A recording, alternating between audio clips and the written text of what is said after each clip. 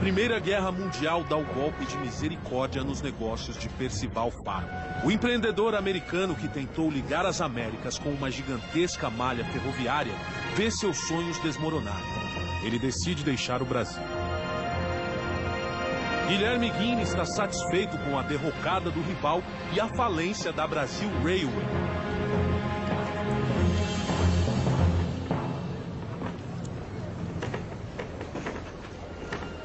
Dispense os estivadores. 3 cargueiros cancelaram a chegada. E feche o armazém principal. Mas a guerra também afeta os negócios de Guilherme Guin. A crise do comércio internacional impacta diretamente o Porto de Santos. Mas o conflito causa um efeito diferente nos Matarazzo. Com a queda nas importações, a produção das fábricas cresce imensamente. Ermelino controla tudo de perto enquanto o pai descansa na Itália. Já Martinelli decide combater a dificuldade de importação da maneira mais ousada possível, importando ainda mais. Você entende que há uma guerra? É muito arriscado, é uma loucura. Por isso que temos que aproveitar a guerra, não fugir dela. Vamos ser os únicos. Vamos fazer fortuna.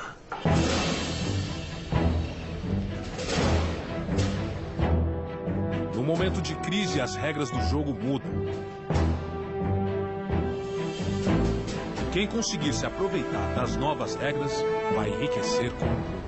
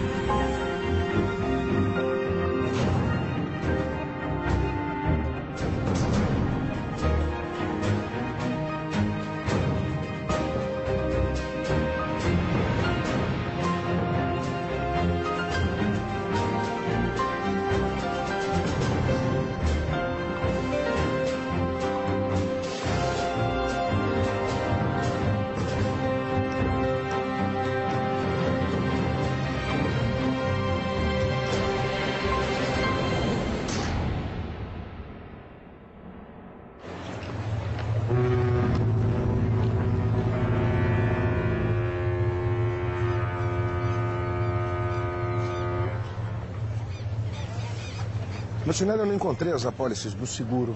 Que seguro, Almeida? Como que seguro? Do campeiro, eu não encontrei. Você não encontrou porque o campeiro não tem seguro. Não há como ter seguro, Almeida. As seguradoras estão cobrando uma fortuna. Não vale a pena.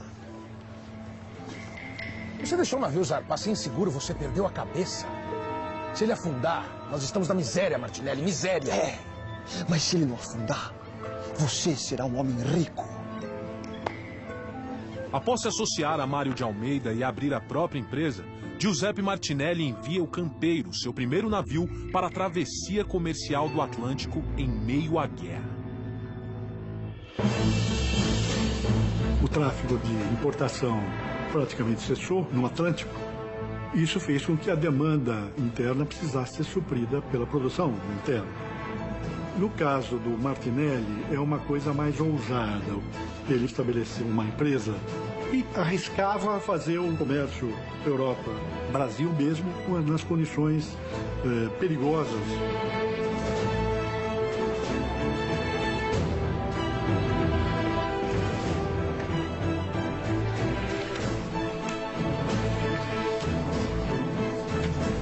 Alguma notícia do campeiro? Moraldo! Senhor, ainda não. Talvez ele tenha...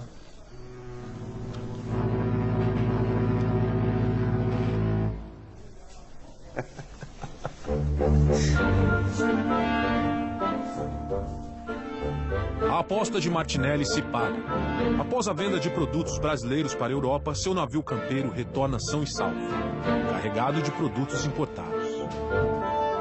Martinelli e seu sócio fazem fortuna com a operação.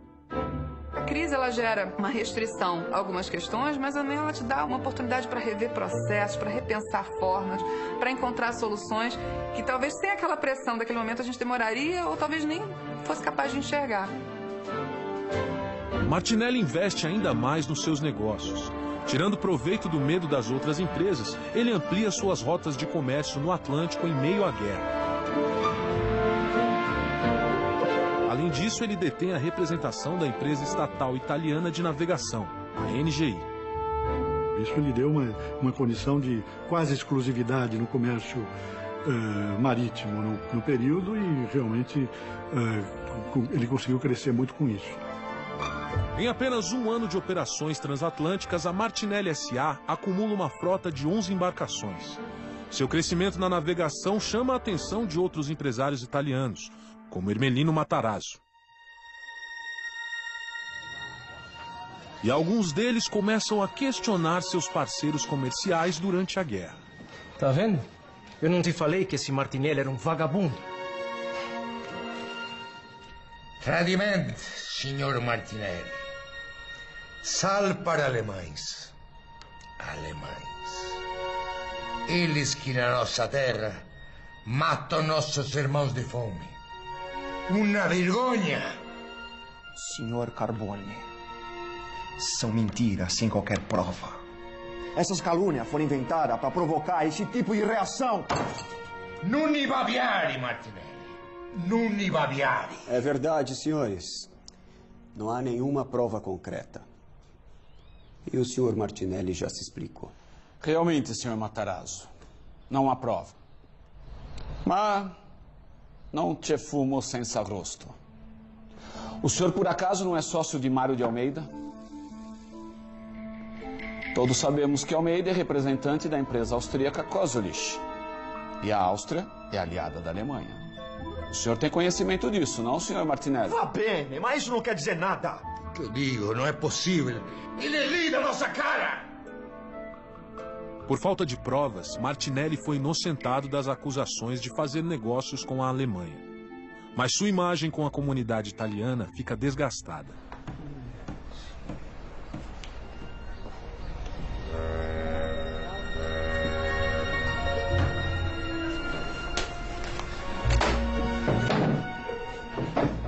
Quel coglione me enganou em público. Fingiu me ajudar enquanto me passava a perna. Ermelino Matarazzo, novo representante da NGI. Martinelli, você nem sabe se foi mesmo Matarazzo. Esqueça essa história, vai. Não, Almeida. Eu não vou esquecer. Sem a representação da NGI, Martinelli é forçado a investir ainda mais do próprio capital na sua empresa de navegação. Ele compra mais embarcações sucateadas e as reforma para a perigosa travessia do Atlântico. Agora é a hora de acelerar. Você enxerga a hora de acelerar, nem sempre você está preparada para acelerar. Aí você tem que ter um fator que é primordial, que todo empreendedor tem, que chama coragem.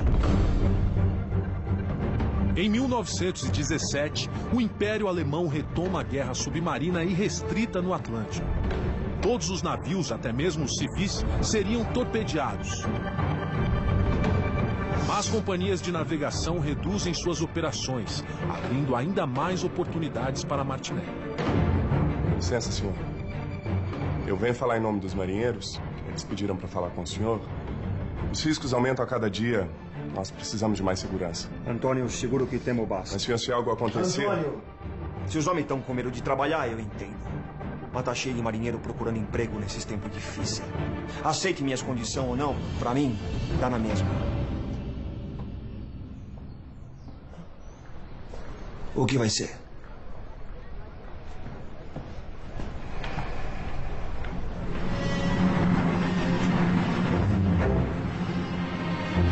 Martinelli mantém as viagens sob as mesmas condições e com a mesma frequência. Mas pela primeira vez, a guerra atinge o Brasil diretamente. O vapor Tijuca, de uma outra companhia de navegação brasileira, é torpedeado próximo à costa francesa.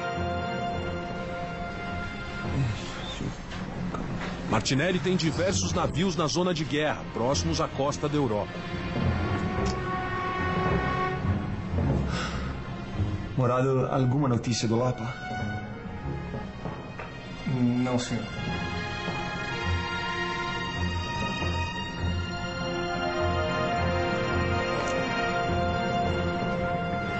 Já são 3 dias sem contato. Para controlar o transporte de produtos entre Brasil e Europa durante a guerra, Martinelli compra navios sucateados de Percival Fargo e inicia sua própria companhia de navegação. Representante da estatal italiana NGI, Martinelli monopoliza a rota Brasil-Itália. Mas acusações de que teria negociado com os alemães faz com que ele perca a representação para Ermelino Matarazzo. Essas calúnias foram inventadas para provocar esse tipo de reação. Ele se recusa a admitir derrota e aumenta ainda mais o número de travessias do Atlântico durante a guerra. Os riscos aumentam a cada dia. Nós precisamos de mais segurança. Aceite minhas condições ou não, para mim, dá na mesma. É uma jogada perigosa. E sem notícias do seu vapor Lapa há vários dias, Martinelli teme por seus negócios de navegação.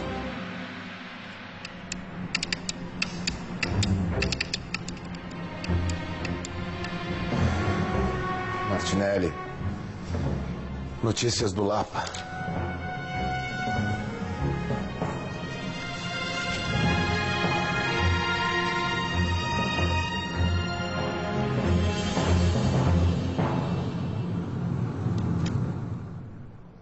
Afundaram o Lapa.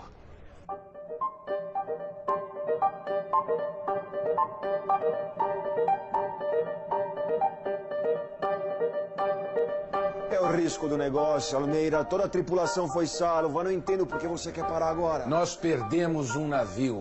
Foi o terceiro navio brasileiro abatido nesse mês. Em terra de cego, quem tem um olho é rei.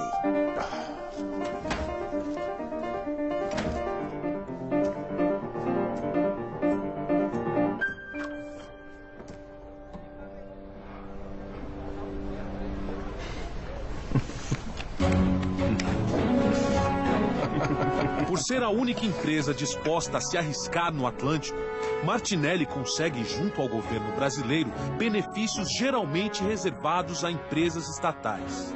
Nesse mesmo ano, Martinelli transporta mais de 4.000 toneladas de café e cereais para a Itália e traz mais de 27.000 toneladas de produtos diversos da Itália para o Brasil.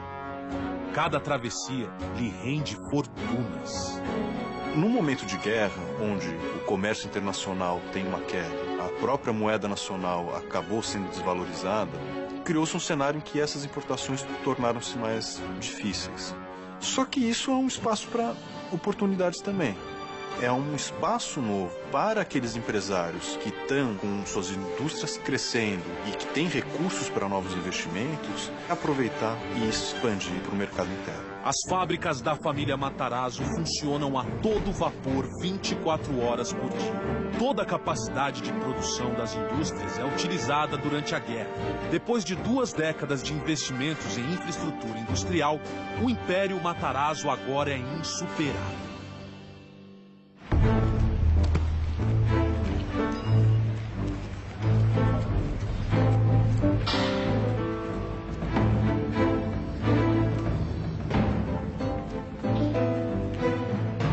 Pai, espero que as coisas estejam bem na Itália. Por aqui a empresa está melhor que nunca. A produção está crescendo muito. Desculpe minha franqueza, mas para nós, o ideal seria que essa guerra nunca acabasse. Caro filho, recebemos a última carga de farinha de milho em Nápoles. E as 10.000 mulas brasileiras foram despachadas para o transporte de mantimento. A Primeira Guerra Mundial foi um momento de aumento da sua fortuna material e afetiva, as suas ligações com a terra natal. O Matarazzo até passa a viver na região de Nápoles, onde eles coordenam um esforço ali de reunir alimentos e amparo àquelas populações durante esse período da Primeira Guerra Mundial. E, além disso, também contribui com dinheiro para o esforço de guerra.